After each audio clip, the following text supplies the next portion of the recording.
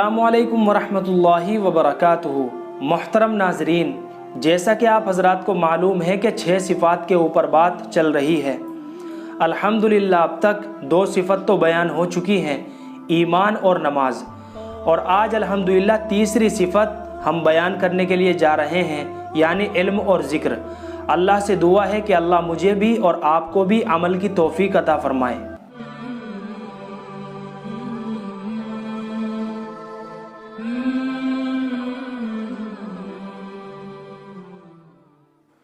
تو تیسری صفت علم اور ذکر ہے۔ اب اس کے 2 حصے ہیں، پہلا ہے علم، دوسرا ہے ذکر۔ تو سب سے پہلے ہم علم کو سمجھیں گے۔ تو علم سے یہ چاہا جاتا ہے کہ میرا اللہ اس وقت اس حال میں مجھ سے کیا چاہتا ہے، اس کی تحقیق کرنا اور اس کو معلوم کر کے پورا کرنا۔ صحابہ کے دور میں ایک علم تھا جو امت کو 100% اللہ کے حکموں پر کھڑا کیے ہوئے تھا، اور وہ فضائل والا علم تھا۔ جب سے فضائل والا علم امت سے نکلا ہے تو امت کے اندر سے 100% نماز جیسا اہم فریضہ بھی نکل چکا۔ اب پھر سے محنت کر کے فضائل والے علم کو امت کے اندر زندہ کرنا ہے۔ علم 2 طرح کا ہے، فضائل والا علم اور مسائل والا علم۔ فضائل والے علم سے عمل کا شوق پیدا ہوگا اور مسائل والے علم سے اعمال صحیح ہوں گے۔ کوئی بھی عمل بغیر علم کے صحیح نہیں ہو سکتا، اس لیے کہ ہر عمل سے پہلے اس لائن کا علم ہونا بہت ہی زیادہ ضروری ہے۔ علم کا مقصد یہ ہے کہ ہمارے اندر تحقیق کا جذبہ پیدا ہو جائے۔ ہر مرد اور عورت پر اتنے علم کا سیکھنا ضروری ہے جس سے اس کا دین درست ہو جائے، حلال اور حرام کی تمیز ہو جائے، جائز اور ناجائز کی پہچان ہو جائے، نماز، روزہ، زکوٰۃ، حج وغیرہ کے احکام اور مسائل معلوم ہو جائیں، نیز جن کاموں سے اللہ خوش اور راضی ہوتا ہے ان کا علم حاصل ہو جائے، اور جن کاموں سے اللہ غضبناک اور ناراض ہوتا ہے ان کا علم بھی حاصل ہو جائے۔ الغرض ایمانیات کا علم بھی حاصل کرے، معاملات کا علم بھی حاصل کرے، اخلاقیات کا بھی علم حاصل کرے، معاشرت کا بھی علم حاصل کرے، اور جو علم حاصل کرے اس کے اوپر عمل بھی کرے۔ ایک حدیث پاک میں حضور اکرم صلی اللہ علیہ وسلم نے ارشاد فرمایا کہ جو بندہ علم دین سیکھنے کے لیے اپنے گھر سے نکلتا ہے تو فرشتے خوشنودی کے واسطے اس کے پیروں کے نیچے اپنے پر بچھا دیتے ہیں، اور جنگل میں رہنے والے جانور، درندے، پرندے، چرندے اور دریا میں رہنے والی مچھلیاں تک اس کے لیے مغفرت کی دعائیں کرتی ہے۔ اور ایک حدیث میں حضور اکرم صلی اللہ علیہ وسلم نے ارشاد فرمایا، علم عمل کا امام ہے اور عمل اس کے تابع ہے، اور علم کی وجہ سے بندہ امت کے بہترین افراد تک پہنچ جاتا ہے۔ تو یہ تو بیان ہو گیا علم کا۔ اب بات کرتے ہیں ہم ذکر کی۔ تو ذکر کا مقصد یہ ہے کہ اللہ تعالیٰ کا قرب حاصل ہو جائے اور ہمارے دلوں کے اندر اللہ تعالیٰ کا دھیان پیدا ہو جائے۔ انسان سے جتنے بھی گناہ صادر ہوتے ہیں اس کی واحد وجہ غفلت ہوتی ہے، اور اسی غفلت کو دور کرنے کے لیے ذکر کے اوپر محنت کرائی جاتی ہے۔ ذکر کرنے سے اللہ کا دھیان بھی پیدا ہوتا ہے اور عمل کے اندر جان بھی پڑتی ہے۔ اگر 24 گھنٹے ہمیں اس بات کا دھیان رہے کہ اللہ ہمارے ہر عمل کو دیکھ رہا ہے اور ہمارے کسی بھی عمل سے غافل نہیں ہے تو ہم سے کوئی گناہ بھی نہ ہوئے۔ تو ذکر سے یہ چاہا جا رہا ہے کہ ہمارے اندر اللہ کا دھیان پیدا ہو جائے، ڈر پیدا ہو جائے۔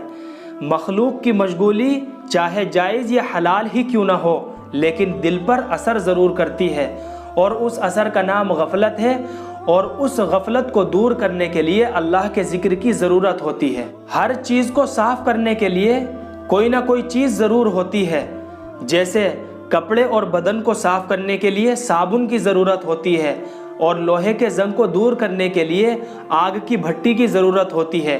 اسی طرح دلوں کے اوپر جو غفلت پڑ جاتی ہے اس غفلت کو دور کرنے کے لیے اللہ کے ذکر کی ضرورت ہوتی ہے۔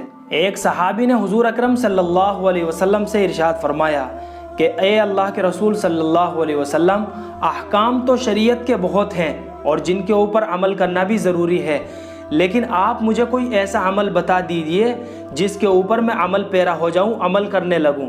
تو آپ صلی اللہ علیہ وسلم نے ارشاد فرمایا کہ تمہاری زبان ہر وقت اللہ کے ذکر سے تر رہے۔ اور ایک حدیث میں حضور اکرم صلی اللہ علیہ وسلم نے ارشاد فرمایا کہ جنت میں جانے کے بعد اہل جنت کو کسی بھی چیز کا قلق اور افسوس نہیں ہوگا سوائے اس گھڑی کے جو گھڑی دنیا میں رہ کر اللہ کے ذکر کے بغیر گزر گئی ہوگی۔ اور ایک حدیث میں حضور اکرم صلی اللہ علیہ وسلم نے ارشاد فرمایا کہ اللہ کے ذکر سے بڑھ کر کسی آدمی کا کوئی عمل عذاب قبر سے نجات دلانے والا نہیں ہے۔ تو میرے بھائیوں، ذکر کے اوپر اس لیے محنت کرائی جاتی ہے تاکہ ہم سب کے دلوں کے اندر اللہ کا دھیان اور اللہ کا ڈر پیدا ہو جائے۔ حضرت عمر رضی اللہ تعالیٰ عنہ کے زمانے میں ایک ماں اپنی بیٹی سے کہہ رہی تھی کہ بیٹی دودھ میں پانی ملا لے، تو بیٹی نے جواب دیا کہ ماں، حضرت عمر رضی اللہ تعالیٰ عنہ نے منع فرمایا ہے۔ تو اس ماں نے جواب دیا کہ بیٹی، حضرت عمر تجھے یہاں سے کون سا دیکھ رہا ہے؟ تو اس بیٹی نے جواب دیا، بڑا عجیب و غریب جواب دیا۔ اس بیٹی نے کہا کہ ماں، حضرت عمر تو نہیں دیکھ رہے ہیں لیکن عمر کا خدا تو ضرور دیکھ رہا ہے۔ تو محترم ناظرین، حضور اکرم صلی اللہ علیہ وسلم نے ارشاد فرمایا کل قیامت کے دن 7 آدمی ایسے ہوں گے کہ جن کو اللہ رب العزت اپنے عرش کے سائے کے نیچے جگہ عطا فرمائیں گے۔ ان میں سے ایک شخص وہ ہوگا کہ جو اللہ کا ذکر تنہائی میں کرے اور اس کے آنسو بہنے لگے۔ اور ایک حدیث میں حضور اکرم صلی اللہ علیہ وسلم نے ارشاد فرمایا کہ جنت کے 8 دروازے ہیں اور ایک دروازہ ان 8 دروازوں میں سے ذکر کرنے والوں کا ہوگا۔ جو بندہ اللہ تعالیٰ کا ذکر کرتا ہے، اللہ کو یاد کرتا ہے، تو اللہ رب العزت بھی اپنے فرشتوں کی مجلس میں اس کو یاد کرتے ہیں، اس کا تذکرہ کرتے ہیں۔ اس لیے اللہ کا ذکر خوب دھیان کے ساتھ کریں اور 3 تسبیحات کو روزانہ پڑھنے کا اپنا معمول بنائیں۔ اب وہ تینوں تسبیح میں آپ حضرات کو بتاتا ہوں۔ پہلی تسبیح تیسرے کلمے کی ہے، یعنی سبحان اللہ والحمد للہ ولا الہ الا اللہ واللہ اکبر۔ اور دوسری تسبیح ہے درود شریف کی، اللہم صلی علی محمد النبی الامی وعلی آلہ وسلم تسلیما کثیرا کثیرا، یا اس کے علاوہ جو بھی درود آپ کو یاد ہو وہ پڑھ سکتے ہیں۔ اور تیسری تسبیح ہے استغفار کی، استغفر اللہ ربی من کل ذنب واتوب الیہ، یا جو سا بھی استغفار آپ کو یاد ہو، صرف استغفر اللہ بھی اگر پڑھیں تو وہ بھی ٹھیک ہے۔ تو تیسرے کلمے کی تسبیح سے اللہ کی محبت دل کے اندر آئے گی، اور درود شریف کی تسبیح سے اللہ کے نبی صلی اللہ علیہ وسلم کی محبت دل کے اندر آئے گی، اور استغفار کی تسبیح سے دلوں کے اندر جو غفلت پڑ چکی ہے اور داغ اور دھبے لگ چکے ہیں، استغفار کی تسبیح سے وہ ساری صفائی ہو جائے گی۔ اب علم اور ذکر کی حقیقت کو حاصل کرنے کے 7 طریقے ہیں۔ سب سے پہلی بات، رو رو کر اللہ تعالیٰ سے علم و ذکر کی حقیقت کو خوب مانگیے۔ نمبر 2، امت میں چل پھر کر کے علم و ذکر کی خوب دعوت دیجیے۔ نمبر 3، معتبر علماء کی کتابیں پڑھیے، مطالعہ کیجیے اور ان کی مجالس کے اندر بیٹھیے۔ نمبر 4، جو علم سیکھا ہے اس کے اوپر عمل کیجیے۔ نمبر 5، قرآن کریم کی تلاوت کیجیے۔ نمبر 6، صبح و شام کی تینوں تسبیحات کی پابندی کیجیے۔